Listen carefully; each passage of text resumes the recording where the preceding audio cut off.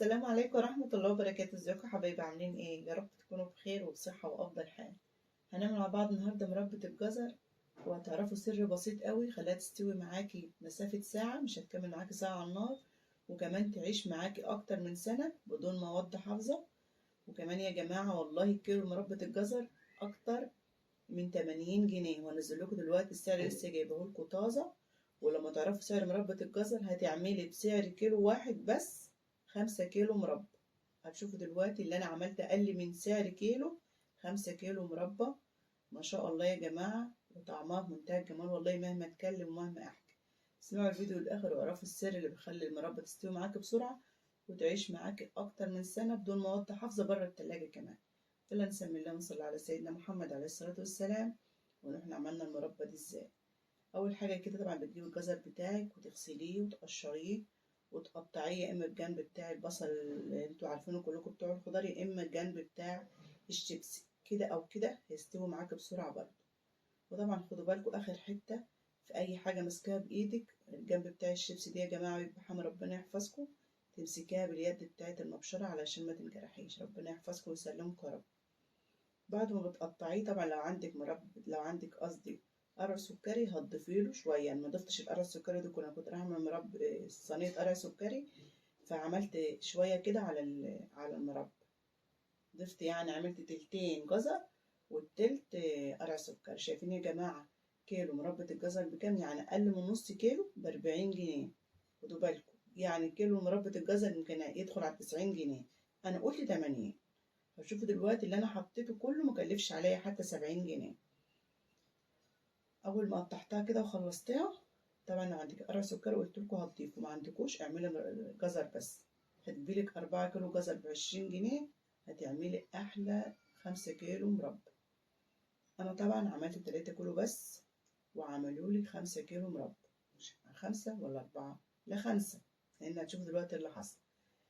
بحطها على النار كده وما اضيفش عليها سكر دلوقتي خالص، بنزل عليها بالميه المغليه. الميه قد ايه مش شايماه؟ تحط على الكيلو، هنحط على الكيلو الجزر كوبايه ميه واحده بس، لان الحاجات بتختلف عن بعضها، في جزر بيبقى فيه ميه كتيره وفي جزر بيبقى ناشف. فانت بدايه كده هتحط على الكيلو كوبايه ميه مغليه عشان يسرع معاكي. وبعد كده تسيبيه يستوي شويه من غير سكر خالص، مثلا تحطيه نص ساعه كده على النار لحد ما تلاقيه خلاص قرب ينشف من الميه بتاعته والميه اللي انت حطيتيها. بعد كده هتنزلي بالكيلو سكر. لو انت عامله 3 كيلو زي انا نزلت بكيلو سكر بس على 3 كيلو. وهتشوفوا دلوقتي انا هضيف ايه التاني يخليه معاكي ايه، زي الجاهزه كده وطري معاكي ويعيش معاكي فتره طويله. وحاجات كتيره ان شاء الله تعرفوها بجد يا جماعه. والله احنا ما غيرنا الطريقه دي بقالنا سنين بنعملوها، وانا متعلماها من اختي ومبغيرهاش خالص في اي مربى. فاعتمديها في اي مربى، الحاجات اللي هتشوفوها دلوقتي معايا اعمليها في اي مربى، تعيش معاك المربى فتره طويله وتديك كميه كبيره ومن غير مواد حافظه وحاجه صحيه عاملينها على ايدك. سبتها على النار كده، طبعا اول ما بتغلي بتهدي النار عليها علشان ما تنحرقش منك. وساعة ما تلاقيها خلاص استوت معاكي كده ولقيتها نشفت، انتوا كلكم اساتذه وعارفين، لقيت المربى عايزه ميه تاني ضيفي لها ميه لحد ما تستوي معاك. زي ما قلت لكم الحاجات دي بتختلف عن بعضها، في حاجات بيبقى فيها ميه كتيره وفي حاجات ميتها بسيطه. فانت بداية هتحط على الكيلو كيلو كوبايه لحد ما تشوفي اللي معاكي عايز ميه ولا مش عايز ميه. خلاص كده استوت مني. دي بقت الحركة اللي أنا بعملها أنا وأخواتي، ومعتمدينها بقالنا سنين، وبتظبط معانا المربى وتطلعها معانا زي الجاهزة بالظبط. وبتعيش المربى معاكي بدون مواد حافظة، خارج التلاجة مش هيحصل لها أي حاجة إن شاء الله. إلا الفراولة، الفراولة بالذات فيها مادة حامضة جامدة، فلازم تحتفظي فيها في التلاجة عشان ما تعملهاش في المية. في الفراولة تقولي يا أم شيماء أنت قلتي لي، لا يا حبيبتي، زي ما انتوا شفتوا كده يا حبايبي، نزلت بكل سكر تاني على كوبايتين مية. الشربات عشان يطلع معاكي تقيل، كيلو السكر بياخد معاك كوبايتين ميه. دايما السكر قد الميه مرتين، الميه نص السكر يا جماعه في اي شربات هيطلع معاكي مظبوط. وطبعا لازم اختكم تحط التكات بتاعتها والحركات بتاعتها ان هي لازم تحرق الحاجه. انا كان ممكن نديره في حله تانية واقول لكم عادي، بس انتوا عارفين ان انتوا اخواتي مخبيش عليكم حاجه. طبعا انت بتعملي الشربات لازم تنزلي عليه بليمون، لان الليمون مواد حافظه طبيعيه، ماده حافظه طبيعيه. نزيل على الكيلو الشربات ب3 ليمونات. طبعا مش هحط الشربات ده كله يا جماعه. انا طبعا لما الحله اتحرقت مني سقيت عنها شويه، فلازم احط التاتش بتاعي في كل حاجه. فانحرقت مني، فخدوا بالكم من الحته دي، دايما تقلبيها وتحطي النار عليها خالص. بتنزلي طبعا على المربى بتاعتك بالشربات لحد ما توصليها للمرحله اللي انت عايزاها. عايزاها تقيله، مش هتحط شربات كتير. عايزاها سايله كده وحلوه زي الجاهزه، هتحط شربات كتير. عشان كده انا بحط يا جماعه تلت السكر، تلتين السكر على المربى في نص تسويته كده، والتلت التاني بعمل بيه شربات. طب يا شيماء انت اتكلمت معانا معلش مخدتش بالي والله يا حبيبي، عشان بس الناس اللي تحب تسمع وتطلع. الكيلو مربى الجزر معروف ان الكيلو بياخد نص كيلو سكر بالظبط كده. هتحط التلتين في الاول والتلت على الشربات، وما شاء الله شايفين منظر المربى عامله معاكم ازاي. ساعة ما تحطها في الطبق وتلاقيها ما تطلعش معاكي ميه ولا حاجه خالص، خلاص يبقى 10/10. طبعا اكيد قبل ما تحط الشربات لازم تجربوا الحركه دي، تحطها في طبق كده وتميليه وتشوفيها، لقيتي بتنزل اي سوائل او اي ميه كده مش تقيله، مش شربات تقيل، ترجعي تسيبها تاني لحد ما تلاقي خلاص اللي فيها شربات تقيل كده. زي ما قلت كلكم انتوا اساتذه وبتعرفوا اكتر مني، بس احنا بنتعلم من بعض بعد الحاجات البسيطه اللي بتطلع معانا الحاجه مظبوطه.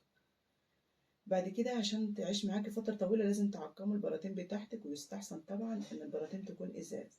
بتعقميها ازاي؟ يا اما بتعمليها في شوية خل وتحطها في الشمس لما تنشف من الخل، يا اما يعني بتولعي النار البوتاجاز على نار هادية خالص كده، وتمشي البرطمان على النار لحد ما يتبخر معاكي، وساعة ما يتبخر معاكي ويعمل بخار تعبي فيه على طول. وما شاء الله يا جماعة شايفين الأسعار عاملة ازاي. ومربى الجزر أرخص مربى ممكن تعمليه.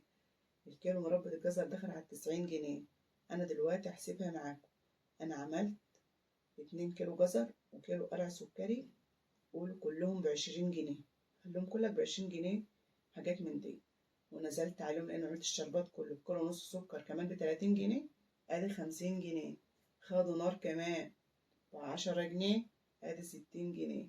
حطيت ب5 جنيه ليمون وفانيليا، أدي 65 جنيه. يعني أقل من كيلو، كيلو إلا ربع. بسعر كيلو إلا ربع مربى جزر يا جماعة. بجد والله مشروع مربح. يعني انت ممكن تعمليه وتوزعيه على الناس اللي هي بتحبش تعمل حاجتها وتحب الحاجات جاهزة، جيرانك، حد حبيبك. يعني هتديله الكيلو ب60 جنيه تبقى انت الكسبانة. انا طبعا عملت 5 كيلو مربى لان عيالي كلوا منها كتير وفضل منها شوية وانحرقت مني، فضلت 5 كيلو مربى يا جماعة. احسبوا بقى ال5 كيلو مربى عاملين كام، واوعوا تنسوا تحطوا فانيليا على الشربات. معلش نسيت اقول لكم الحتة دي، الشربات بيتحط عليه فانيليا وليمون يا حبايبي. طبعا يا حبايبي، واهم حاجه نسيت اقول لكم تحط على كل وش برطمان شويه عسل من اللي انت عاملاهم كده، وتقوم حاطه كيس على وش البرطمان وقلب البرطمان وحطيه مقلوب، هيعيش معاكي زي ما انت عايزه. اتمنى يكون الفيديو عجبكم. اللي لسه ما عملش اللايك والفيديو عجبه ما تنسينيش باللايك، والناس الجديده اللي اول مره تنورنا وتشرفنا في قناتي اتمنى تشترك في القناه وتفعل الجرس على الكل. ويا رب اكون بقدم لكم محتوى يفيدكم. مع الف سلامه يا حبايبي.